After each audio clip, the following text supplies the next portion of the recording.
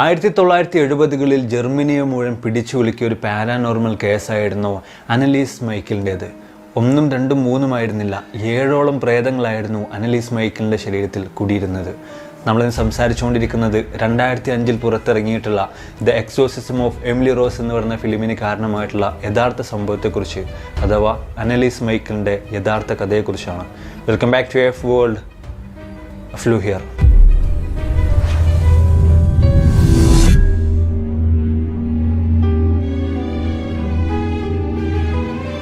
Video തുടങ്ങുന്നതിന് മുമ്പ് ചെറിയൊരു മുന്നറിയിപ്പുണ്ട്. ഗർഭിണികളായിട്ടുള്ള സ്ത്രീകളും അതുപോലെ തന്നെ ചെറിയ കുട്ടികളും ഒരു കാരണവശാലും ഈ ഒരു വീഡിയോ കാണാതിരിക്കുക.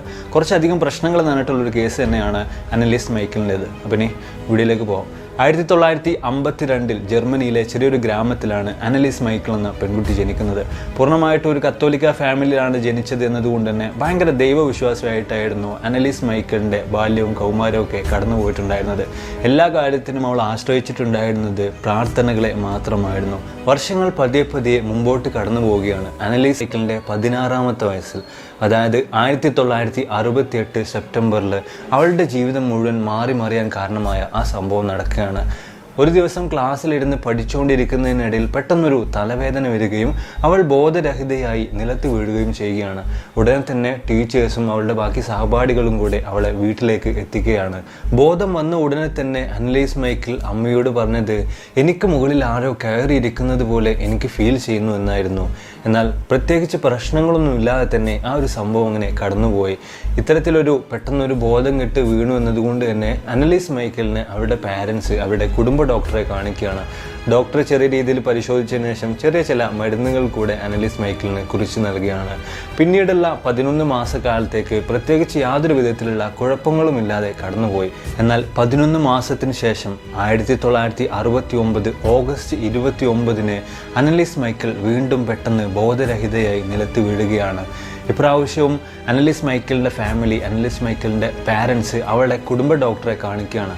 കുടുംബ ഡോക്ടർ ഇപ്രാവശ്യം ഒരു ന്യൂറോളജിസ്റ്റിനെ കാണിക്കാൻ വേണ്ടിയിട്ട് റെക്കമെൻഡ് ചെയ്യുകയും അത്തരത്തിൽ അനലീസ് മൈക്കിളിൻ്റെ പാരൻസ് ഡോക്ടർ ലുസി എന്ന ന്യൂറോളജിസ്റ്റിനെ കാണിക്കാൻ ഒരുങ്ങുകയും ചെയ്യുകയാണ്. ഡോക്ടർ ലുസി വിശദമായിട്ടുള്ളൊരു പരിശോധന നടത്തുകയും ഇത്തരത്തിലുള്ള തലവേദന വരികയും അതിനുശേഷം പെട്ടെന്ന് ബോധരഹിതയായിട്ട് നിലത്ത് വീഴുന്നതൊക്കെ ഒരു പക്ഷേ അപസ്മാരം തുടങ്ങാനുള്ളൊരു സൂചനയായിട്ട് വരുന്നതായിരിക്കാം എന്ന രീതിയിൽ അനുമാനിക്കുകയും അതിനടിസ്ഥാനത്തിൽ ചില മരുന്നുകൾ അനലീസ് മൈക്കിളിന് കുറിച്ച് നൽകുകയും ചെയ്തു. പിന്നീടുള്ള 3 വർഷക്കാലത്തോളം അനലീസ് മൈക്കിൾ ഈ മരുന്നുകളായിരുന്നു നിരന്തരം ഉപയോഗിച്ചിട്ടുണ്ടായിരുന്നത്. വർഷം പതിയെ മുമ്പോട്ട് പോകുമ്പോൾ 1973-ലെത്തുമ്പോൾ കാര്യങ്ങൾ പതിയെ മാറി തുടങ്ങിയാണ്. പലതരത്തിലുള്ള വിചിത്രമായിട്ടുള്ള ശബ്ദങ്ങൾ അനലീസ് മൈക്കിൾ കേൾക്കാനും പലതരത്തിലുള്ള വിചിത്രമായിട്ടുള്ള വികൃതമായിട്ടുള്ള രൂപങ്ങൾ അനലീസ് മൈക്കിൾ കാണാനും ആരംഭിക്കുകയാണ്. മാത്രവുമല്ല, അവളുടെ മുറിയുടെ കതകിൽ ആരോ വന്ന് ഇടയ്ക്കിടയ്ക്ക് തട്ടുന്നൊരു ശബ്ദം കൂടെ അവൾ കേൾക്കാൻ ആരംഭിക്കുകയാണ്. അതുപോലെ തന്നെ തൻ്റെ തലയുടെ ഉള്ളിൽ നിന്നും ആരോ നരകത്തിലേക്ക് തന്നെ ക്ഷണിക്കുന്നത് പോലെ എപ്പോഴും ഒരു ശബ്ദം കൂടെ അനലീസ് മൈക്കിൾ കേട്ടുകൊണ്ടേയിരിക്കുകയാണ്. അവൾക്ക് പിന്നീട് എന്ത് ചെയ്യണമെന്ന് യാതൊരു പിടിയും ഉണ്ടായിരുന്നില്ല. അവൾ ഒരിക്കൽ അമ്മയോട് പോയി പറയുകയാണ്, ഞാൻ പലതരത്തിലുള്ള വിചിത്രമായിട്ടുള്ള രാക്ഷസ രൂപങ്ങളെയും കാണുന്നുണ്ട്, എനിക്കെന്തോ കാര്യമായിട്ട് സംഭവിച്ചിട്ടുണ്ട് എന്ന്. എന്നാൽ ഡോക്ടറെ പോയി കണ്ട സമയത്ത് ഡോക്ടർ പറഞ്ഞത് ഇതെല്ലാം അപസ്മാരത്തിൻ്റെ ചില സൂചനകളാണ് എന്ന് മാത്രമായിരുന്നു. അതിനടിസ്ഥാനത്തിൽ ചില മരുന്നുകളുടെ ഡോസുകൾ കൂട്ടി എഴുതുക മാത്രമായിരുന്നു ഡോക്ടർ ചെയ്തിട്ടുണ്ടായിരുന്നത്.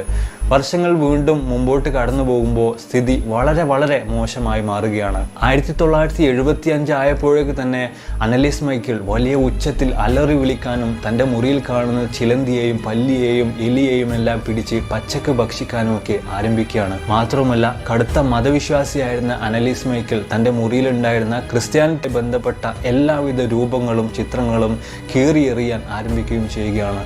ഇത്രയുമായപ്പോൾ അനലീസ് മൈക്കിളിൻ്റെ മാതാപിതാക്കൾക്കും തുടങ്ങി ഇതൊരു പ്രേതബാധ കൂടിയത് തന്നെയാണ് എന്ന്.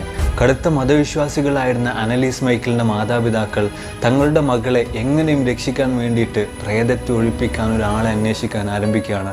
അത്തരത്തിൽ തന്നെ 1975 സെപ്റ്റംബർ 24-ന് ഫാദർ റെൻസിൻ്റെ നേതൃത്വത്തിൽ ആദ്യത്തെ എക്സോർസിസം അഥവാ പ്രേതബാധ ഒഴിപ്പിക്കൽ ചടങ്ങ് നടക്കുകയാണ്. അന്നേ ദിവസം അവിടെ നടന്നിട്ടുള്ള കാര്യങ്ങൾ മുഴുവനും ഒരു തെളിവിന് വേണ്ടിയിട്ട് റെക്കോർഡ് ചെയ്തിട്ടുണ്ടായിരുന്നു. ആ കാര്യങ്ങൾ നിങ്ങൾക്കിപ്പോൾ ഇവിടെ കേൾക്കാവുന്നതാണ്.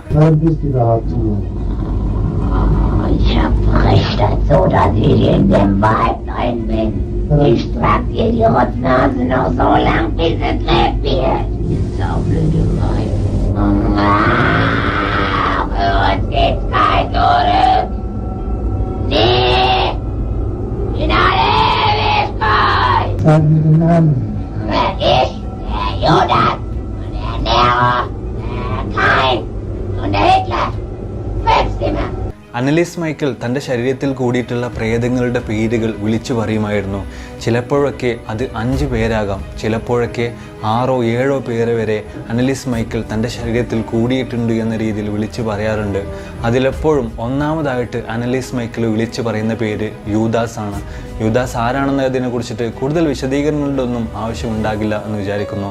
രണ്ടാമതായിട്ട് തൻ്റെ ശരീരത്തിൽ കൂടിയിട്ടുള്ള രണ്ടാമത്തെ പ്രേതത്തിൻ്റെ പേര് അവൾ വിളിച്ചു പറയാറുള്ളത് നീറോ സീസർ എന്നായിരുന്നു. ക്രിസ്ത്യാനിറ്റിയെ വളരെയധികം ദ്രോഹിച്ചിട്ടുള്ള ഒരു വ്യക്തി തന്നെയായിരുന്നു നീറോ സീസർ എന്ന് പറയുന്ന റോമൻ സാമ്രാജ്യത്തിൻ്റെ അവസാനത്തെ ചക്രവർത്തി.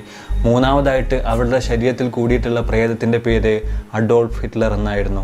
ഹിറ്റ്ലർ ഈ ഒരു ലോകത്ത് ചെയ്തിട്ടുള്ള ക്രൂരമായ പ്രവൃത്തികളെക്കുറിച്ച് എല്ലാവർക്കും തന്നെ അറിയുന്നതാണ്. നാലാമതായിട്ട് അവൾ വിളിച്ചു പറയുന്ന ഒരു പേര് കേൻ എന്നായിരുന്നു, ആദമിൻ്റെയും ഈവയുടെയും മക്കളിലൊരാൾ. അഞ്ചാമതായിട്ട് അവൾ വിളിച്ചു പറയുന്ന പേര് ലൂസിഫർ എന്നായിരുന്നു. ആറാമതും ഏഴാമതും ഒക്കെ ആയിട്ട് അവൾ പറയുന്ന പേരുകളും ഇതുപോലെ തന്നെ ക്രിസ്ത്യാനിറ്റിയോട് വളരെ വലിയ രീതിയിലുള്ള ദ്രോഹങ്ങൾ ചെയ്തിട്ടുള്ള ആളുകളുടെ പേരുകൾ തന്നെയായിരുന്നു. ഓരോ ദിവസങ്ങൾ മുമ്പോട്ട് കടന്നു പോകും തോറും അനലീസ് മൈക്കിളിൻ്റെ സ്ഥിതികൾ വളരെ മോശമായി മാറാൻ ആരംഭിക്കുകയാണ്.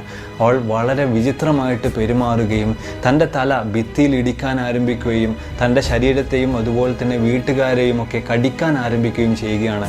ഇങ്ങനെ വന്നപ്പോൾ വീട്ടുകാർക്ക് മറ്റൊരു മാർഗവുമില്ലാതെ അവളെ ചങ്ങലക്കിടാൻ വേണ്ടിയിട്ട് അവർ നിർബന്ധിതരാവുകയാണ്. അവളുടെ മാതാപിതാക്കൾക്ക് മുമ്പിൽ അവളെ രക്ഷിക്കാൻ വേണ്ടിയിട്ട് ഒരൊറ്റ വഴി മാത്രമേ അവർ കണ്ടിട്ടുണ്ടായിരുന്നുള്ളൂ.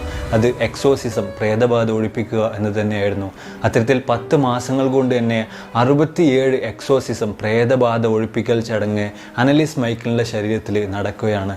ഈ കാലങ്ങളിൽ അധികവും ഭക്ഷണം കഴിക്കാതെയായിരുന്നു അനലീസ് മൈക്കിൾ ജീവിച്ചിട്ടുണ്ടായിരുന്നത്. ഭക്ഷണം കൊണ്ടുകൊടുക്കുന്ന സമയത്ത് അവൾ വിളിച്ചു പറയുമായിരുന്നു, ഭക്ഷണം കഴിക്കാൻ എനിക്ക് അനുമതി ലഭിച്ചിട്ടില്ല എന്ന്. ഓരോ ദിവസം കഴിയും തോറും അനലീസ് മൈക്കിളിൻ്റെ സ്വഭാവത്തിൽ പലതരത്തിലുള്ള വിചിത്രമായിട്ടുള്ള മാറ്റങ്ങൾ സംഭവിക്കുകയും അതിനനുസരിച്ചിട്ട് തന്നെ എക്സോസിസത്തിലും ഒരുപാട് തരത്തിലുള്ള മാറ്റങ്ങൾ അവർ കൊണ്ടുവരികയും ചെയ്യുകയാണ്. അങ്ങനെ അത്തരത്തിൽ 67ാമത്തെ എക്സോസിസം 1976 ജൂൺ 30 നടക്കുകയാണ്. അന്നേ ദിവസം അനലീസ് മൈക്കിൾ ഉറക്കെ വിളിച്ചു പറഞ്ഞു, ദയവ് ചെയ്ത് എന്നെ വെറുതെ വിടൂ എന്ന്. പിറ്റേ ദിവസം അനലീസ് മൈക്കിളിൻ്റെ മുറി തുറന്നു നോക്കിയപ്പോൾ അവളുടെ മാതാപിതാക്കൾക്ക് കാണാൻ കഴിഞ്ഞത് നിശ്ചലമായി കിടക്കുന്ന, മരിച്ചു കിടക്കുന്ന അനലീസ് മൈക്കിളിൻ്റെ ശരീരമായിരുന്നു. അതെ, അനലീസ് മൈക്കിൾ എന്നേക്കുമായി ഈ ഭൂമിയിൽ നിന്നും വിട പറഞ്ഞിരിക്കുന്നു. മരിച്ചൊരവസരത്തിൽ അവളുടെ ഭാരം വെറും 30 കിലോഗ്രാം മാത്രമായിരുന്നു. പോസ്റ്റ്മോർട്ടം റിപ്പോർട്ട് പ്രകാരം പട്ടിണി കിടന്നുകൊണ്ടായിരുന്നു അനലീസ് മൈക്കിൾ ഈ ലോകത്തു നിന്നും വിട പറഞ്ഞിട്ടുണ്ടായിരുന്നത്. ഈ ഒരു വാർത്ത ജർമ്മനിയിൽ മുഴുവൻ വ്യാപിക്കുകയും പലതരത്തിലുള്ള പ്രശ്നങ്ങളിലേക്ക് ഇത് കൊണ്ടെത്തുകയും ചെയ്തു. ഈ അവസരങ്ങളിലെല്ലാം ക്രിസ്ത്യൻ സഭ ഉയർത്തിപ്പിടിച്ചത് അനലീസ് മൈക്കിളിൻ്റെ എക്സോസിസം സമയത്ത് റെക്കോർഡ് ചെയ്തിട്ടുണ്ടായിരുന്ന വോയിസ് റെക്കോർഡുകൾ തന്നെയായിരുന്നു. അതിനടിസ്ഥാനത്തിൽ അവർ വിളിച്ചു പറഞ്ഞുകൊണ്ടേയിരുന്നു, പ്രേതമാണ്, പ്രേതം തന്നെയാണ് അനലീസ് മൈക്കിളിനെ കൊന്നത് എന്ന്. The exorcism of Emily Rose എന്ന ഫിലിമിന് കാരണമായിട്ടുള്ള യഥാർത്ഥത്തിലുള്ള അനലീസ് മൈക്കിളിൻ്റെ കഥയാണ് നമ്മൾ ഇത്രയും നേരം പറഞ്ഞത്. ഇത്രയും കേട്ട് കഴിഞ്ഞപ്പോൾ നിങ്ങൾക്ക് എന്തു തോന്നുന്നു? യഥാർത്ഥത്തിൽ അനലീസ് മൈക്കിളിൻ്റെ ശരീരത്തിൽ കുടിയിരുന്നത് പ്രേതം തന്നെയായിരുന്നു? നിങ്ങളുടെ അഭിപ്രായങ്ങൾ തീർച്ചയായിട്ടും താഴ്ന്ന് കമൻറ്റ് ചെയ്യുക. അപ്പോൾ ഇതിൽ നല്ല ഒരുപാട് വീഡിയോസുകളുമായിട്ട്